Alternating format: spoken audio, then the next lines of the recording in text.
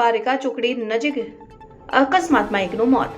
વ્યારેલ logistic ટ્રાન્સપોર્ટના trust હેઠળ Activa ચાલક tyre નીચે છૂંદાયો. જેતપુરથી રબારિકા જવાના રોડ પર બન્યો બનાવ. અકસ્માતમાં યુવકનું ટ્રક હેઠળ આવી જતા કમકમાટી ભર્યું મોત નીપજ્યું. તાલુકાના પીઠડિયા ગામમાં રહેતો યુવક અંકિત હરસુખભાઈ ગોંડલિયાનું મોત. અકસ્માત સર્જાતા મોટી સંખ્યામાં લોકો ઘટના સ્થળે મૃતદેહને સરકારી હોસ્પિટલ ખાતે ખસેડવામાં આવ્યા. ઉદ્યોગનગર પોલીસે તપાસ આદરી.